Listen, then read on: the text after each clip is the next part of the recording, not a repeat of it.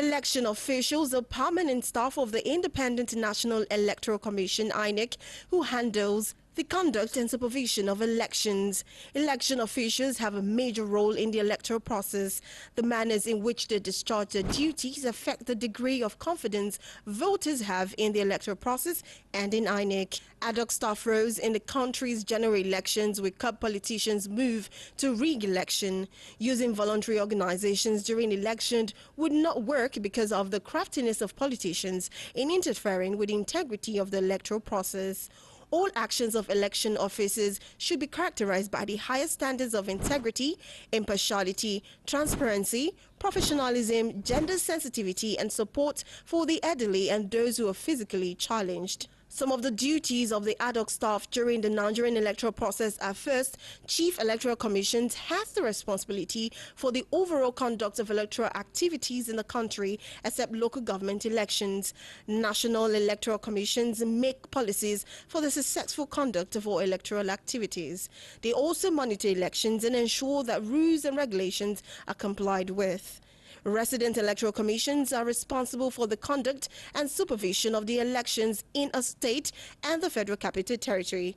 They take delivery of all sensitive and non-sensitive materials from INEC headquarters and distribute them to all electoral officers.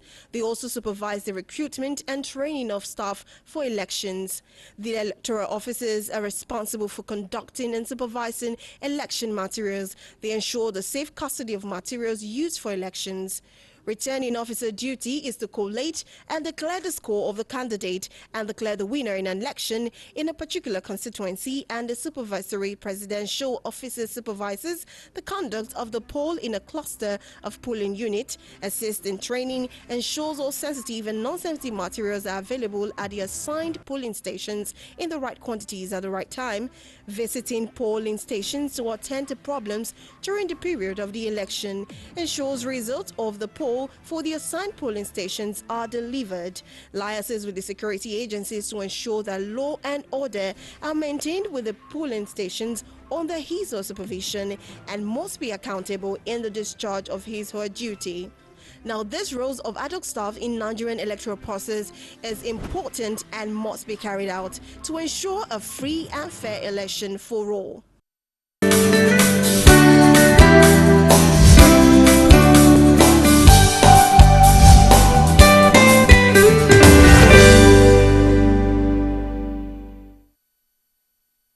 Right, welcome back. Now, the role of Adhoc staff in Nigeria. Of course, if you're just joining us, there's a number that will be displayed on your screen whereby you can send your messages, and of course your messages should start rolling in. Okay, Barrister Evans, now, as we heard, the role of Adhoc staff in the Nigerian electoral process, what exactly is their major role, the Adhoc staff? Well, the truth is that INEC cannot deploy the number of staff required or staffers required for election process. I mean, regular staff. The regular staff of INEC cannot conduct that election. Oh, really? Either in any of the election, whether governorship, presidential or not, they can't, because the manpower that is required, they don't have it. So it is the tradition that when they get close to election, they have to get ad hoc staff. And who are ad hoc staff? Ad hoc staff are citizens of Nigeria who are not regular staff of INEC, who are recruited for the purposes of that election. Okay. And their employment terminates after the election. Okay, now these ad hoc staff, they have specific responsibility. The overall and general responsibility of the ad hoc staff is to assist INEC, okay, in the conduct of the elections. Okay, INEC have their own. We have the resident commissioner that oversees the states. Then in the breakdown of it, you have a returning officer that mans the constituency, the polling units. Then you have electoral officers. That's part of INEC regular staff that roll through the process. Then you have the ad hoc staff. Now the ad hoc staff is to assist, okay, now to get the people file up, okay, to get them accredited. The INEC regular staff are also within the process, to to ensure that whatever is being done comply with the Electoral Act, because any action or omission that is not in compliance with the Electoral Act will be invalid. So their role is to ensure that this Adhoc, that is why they train them. You know, sometimes, some months ago, they opened up the portal, asked for people who want to volunteer and all that. Now they have them, they train them. INEC have policy directions, which the Electoral Act empowered INEC to come up with those regulations. And those regulations, because the law cannot capture everything. Okay, I mean, the law is there to state out the fundamentals, but the logistical operations, the law now empower INEC to make regulations to cater for the logistical operations. Okay, so now that logistical operations is where the ad hoc staff now come in. Now they come in to fill in very sensitive position, and they are meant to deploy actions on very specific roles, one of which is to ensure that the people are orderly. First of all, you cannot conduct election when everywhere is rowdy. Of course. Okay, and now to ensure that they get accredited, to ensure that the people who are in the polling units have their PVCs to start with. That is the fundamental issues, and then to pass vital information to them at the polling units, because usually before election they will address them. Okay, these are the processes. First, you come with your PVC. Sorry to cut in. The ad hoc staff, do they start working immediately? Is it just for the election or before the election? Is it before, during the election, and after election, or just for the election? They start before election because they use coppers. Okay, before election. What I mean before election, they must be there before the electors start coming. Okay. So their work starts before. Even as we speak, they have been going through trainings. Okay, and when the election comes very closer to, they will have training section. So they started work already by those training and all that. The idea is that they are able to buy into the vision of INEC proper, so that they don't go there and start undermine the integrity of the election. Okay. Yes, they are trained properly, and I think INEC do a lot in training this ad hoc staff. How do you mean they do a lot? They do a lot. I have gone through.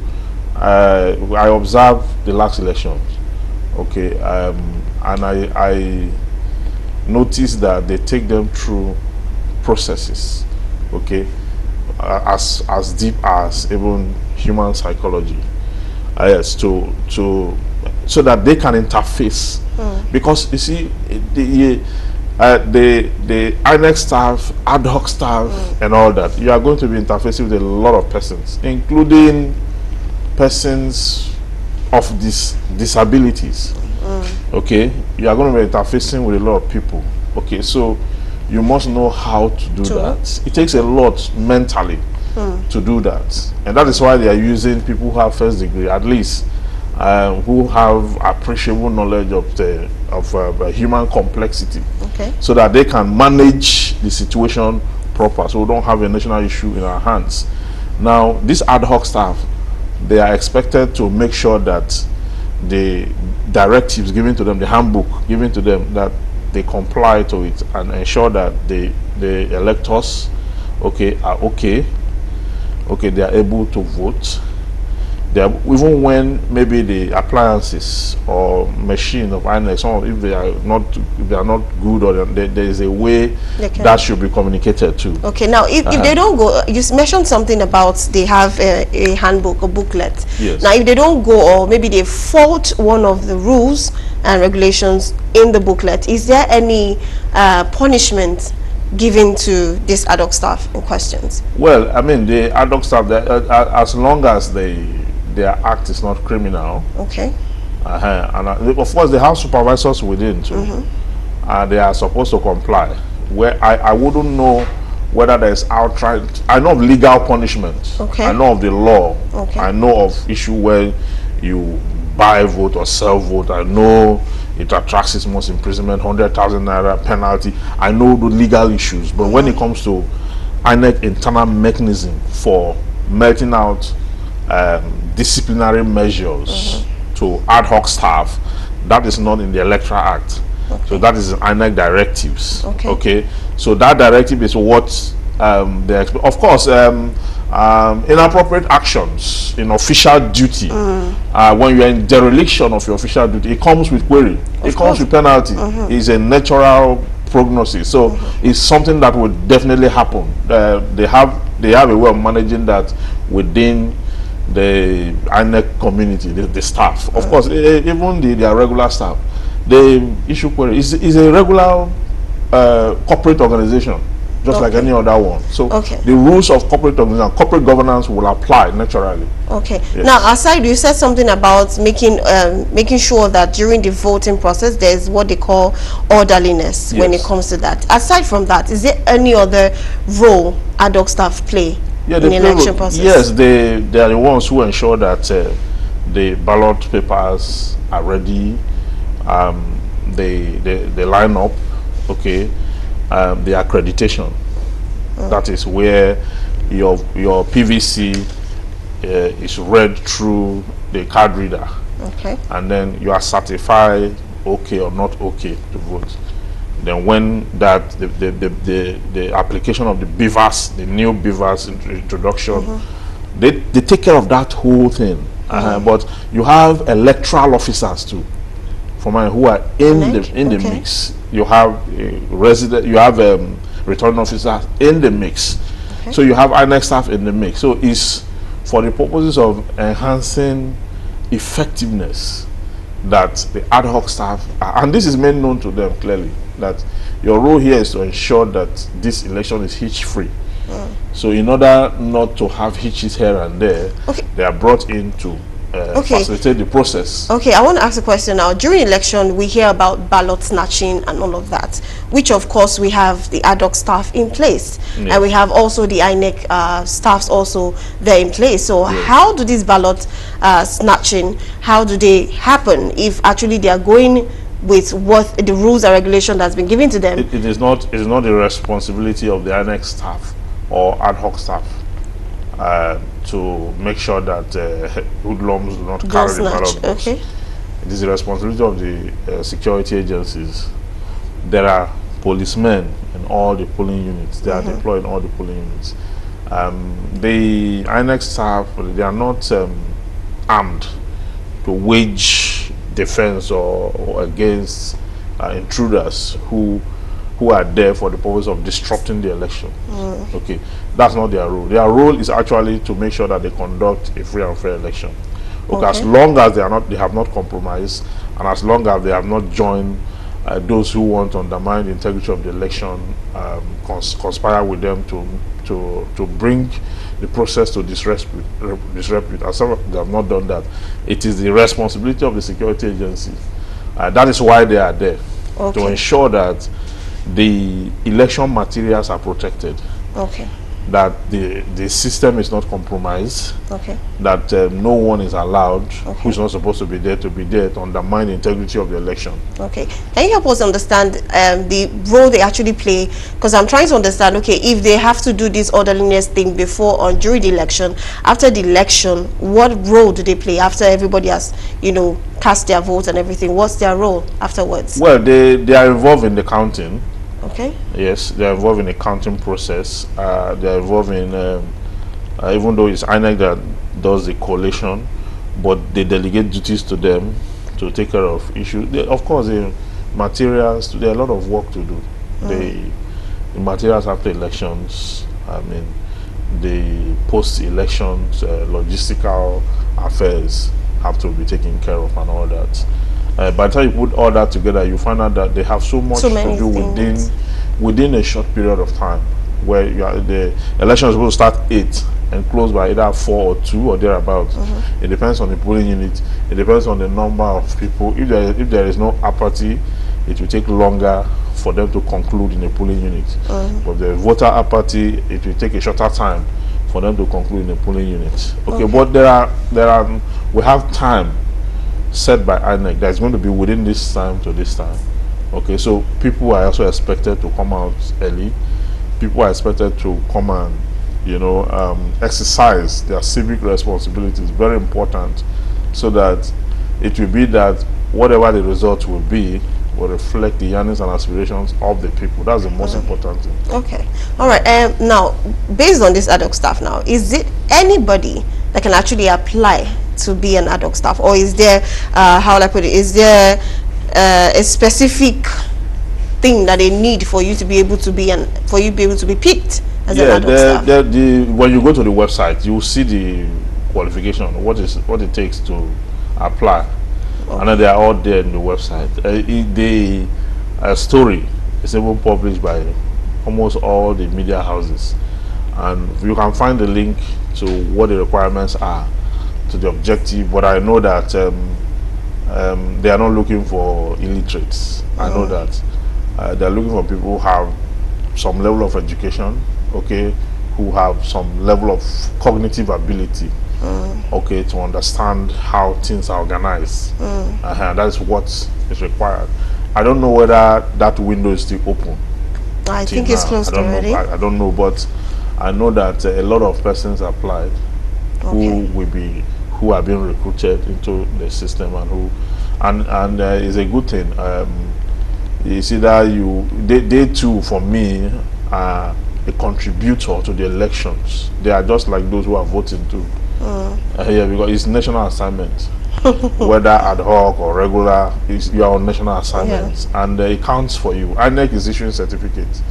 Really? Yes, for participants. Yes. Oh wow. They are going to issue certificate, and it's national assignment. So you are serving your country, and there's evidence to show. It's a good thing. So you encourage people to actually. Very well. People should. I mean, if not that we monitor elections all over the country. I should have gone there saying I want to volunteer too. It's not for anything. It's for the purposes of contributing my quota to the development of Nigeria. You see, Nigeria is not going to change by a magic wand. Yes, it's going to change by the collective contribution of the citizens to the growth of the country. So if we want to see a new Nigeria in the nearest future, it is today we'll start to lay the bricks for that new Nigeria, so that it will emerge in our lifetime, so that we will be proud to tell our children that we lay this foundation, right? And this is what we did. You know what? I want you to actually say to the people, because a lot of people think being an ad hoc staff requires a whole, or you have to know one person or know somebody or somebody. No. So please tell them. You don't need to know people. You don't need to, because it's funny, because in Nigeria we believe that you need to know someone that will know someone that will link you or direct you. So it's not like that here. It's made open to the public, okay? And then you are expected to. I mean, I think that perhaps this should have come earlier than now, because I don't know whether it's still open. But I know when they started this recruitment, and it was put out there in the public for everyone. So as far as you are a citizen, you are of certain age, you have certain level of education and cognitive ability to understand how things are organized, you are eligible.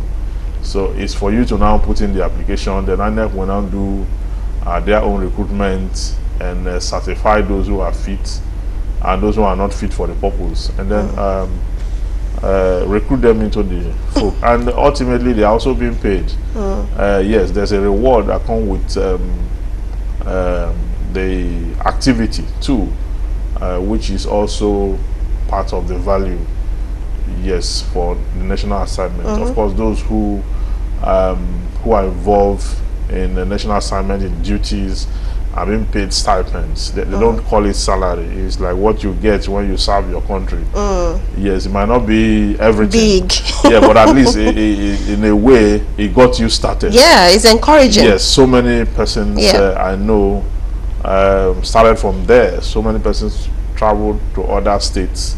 After the NYC, either they retained them, some stayed back, got another job, some returned, and all that. So it's for the purpose of national cohesion. So it's important that we contribute patriotically to the development of Nigeria. True. Thank you very much. Okay, while we're on the call, somebody sent a message, even though it has nothing to do with Adhoc staff, but it has everything to do with politics. And of course, there's a number that is displayed below your screen TV where you can send a message to or ask your question, whatever idea you have, share with us, put your name and put your location. Okay, this one says, is it right to share money during campaign? And it has nothing to do with Adhoc staff, but this person asking, is it right to share money during campaign? What would you say about that? It's wrong. It's wrong to share money. If you look at the Electoral Act, I think Section 26 or thereabout, it talks about giving or collecting gratification for the purpose of influencing people's action towards a particular candidate. It is completely wrong to do that. People are supposed to vote based on the dictates of their conscience. Okay, and that should not be interfered with. The human conscience and the free will to make a choice should not be truncated and then be interfered with by a certain level of gratification and value, just so that they can change their mind from what they ordinarily would do to voting for a particular candidate. It is wrong and it's condemnable. You see, very soon already the National Assembly is already talking about to start up a commission to punish electoral offenders, and you see, it's gaining credibility. Someday, these persons who buy vote or sell vote, who turn the election day into a market square, there's going to come a day where the penalty for this is already in the law. It's just enforcement that's less. So somebody is arrested, is charged to court, and then it goes in for that. Because it's actually not just criminal, but it's a felony. A felony because you are interfering with the process. You see, people's life are tied to this process. True. Yeah, whether some persons are going to have a good life or have a bad life is tied to the electoral system. So whoever interferes with it is stirring the water against the citizens. Okay? And such persons, when they are caught and tried and convicted, they must be made to face the full penalty, the weight of the law. Okay. That is the only way you can bring sanity to that system. Yeah. But people think you can always do that and get away with it every year, and they've been getting away with it. But this time around? But this time around, the measures are tighter. Okay, some persons are going to be scapegoats, and then they will face the law ultimately.